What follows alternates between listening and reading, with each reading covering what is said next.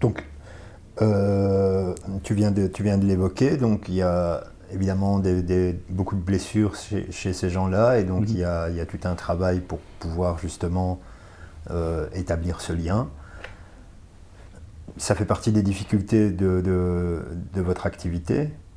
Quelles sont les autres difficultés auxquelles vous devez faire face et quels sont les moyens dont vous disposez? Ouais, les moyens, ils sont, bon, clairement, hein, pour l'abri de jour et l'abri de nuit, on dépend à 100% des subventions publiques, hein, de la région wallonne principalement, donc, qui transitent par le relais social urbain. Donc la région wallonne nous met à disposition aussi bien aussi au niveau des frais de fonctionnement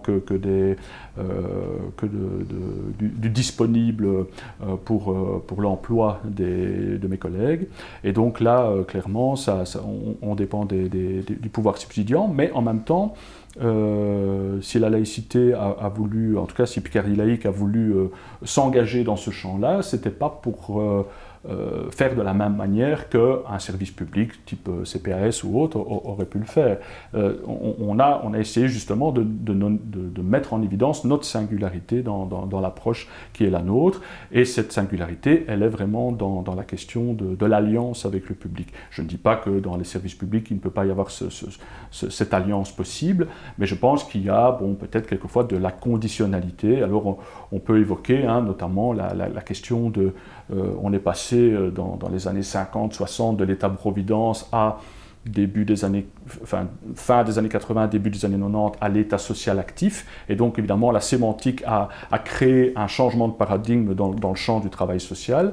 Et donc l'État social actif disait il faut rendre acteurs les gens plutôt que venir simplement en aide aux publics les plus fragilisés, les plus vulnérables. Et donc ce changement sémantique, il a opéré dans le cadre de l'accompagnement social classique, évidemment, des postures et des pratiques assez différentes. Peut-être pas chez les plus anciens qui ont connu la transformation, telle que moi je l'ai connue, mais les nouvelles personnes qui sont rentrées, notamment dans le cadre du travail social classique, dans le cadre des pouvoirs publics par exemple, sont entrés dans cette logique du conditionnement à l'aide. Et donc, et là, nous, on essaye humblement, hein, de montrer qu'il y a peut-être moyen de travailler autrement, en tout cas, d'associer vraiment le public qui vient chez nous, les personnes qui sont hébergées chez nous, qui sont accueillis comme des acteurs de changement tels que n'importe qui dans la société. Et donc finalement, c'est cette question du refus de l'invisibilité de ces personnes. C'est vraiment ça. C'est-à-dire, c'est rendre visibles les invisibles, c'est donner du pouvoir d'agir, c'est donner aussi une prise de conscience et une parole politique aux personnes qui vivent elles-mêmes les situations les plus...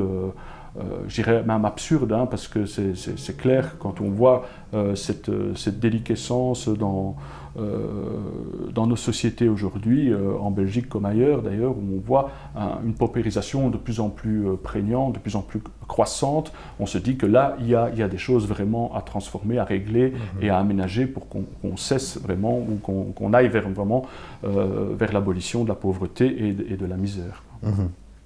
Alors, c'est pas facile comme boulot, ne fût-ce que d'être confronté justement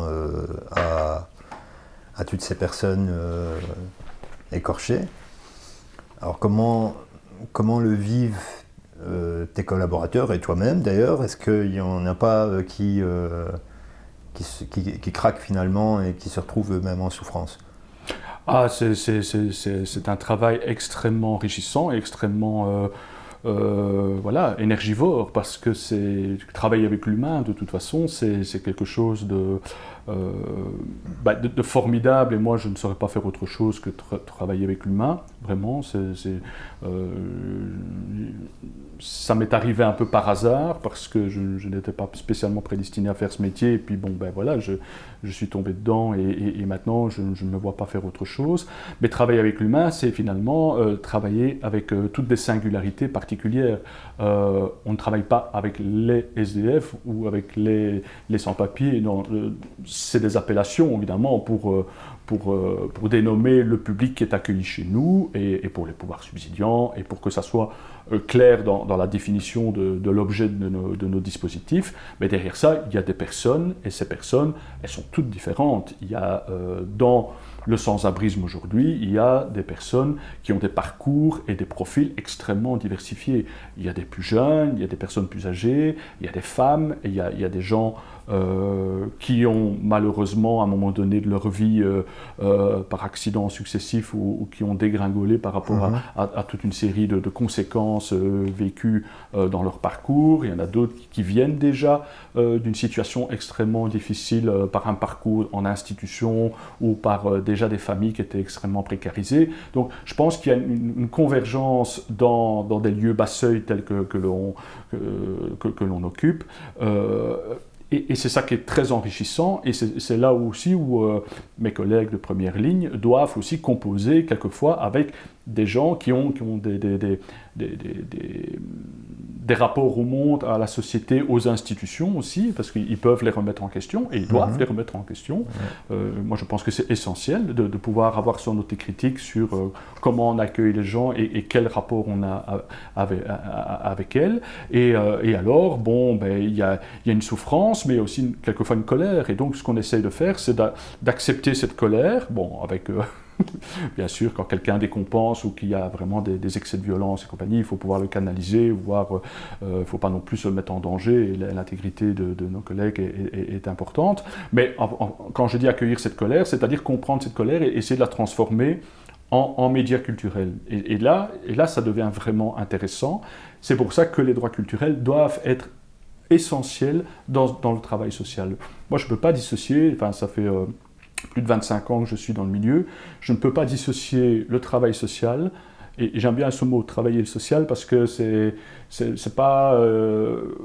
voilà, on travaille, et donc le travail c'est toujours remis en question, et donc il y a une modélisation permanente, une évolution permanente, une adaptation aussi au contexte différent, mais travailler le social, c'est d'office faire référence au culturel, et quand tu fais référence au culturel et aux droits des gens, les droits fondamentaux qui sont mis en exergue dans ce pouvoir d'agir, ils font immanquablement référence à la lecture politique que ces personnes ont sur leur environnement, sur leur devenir et sur leur rapport au monde.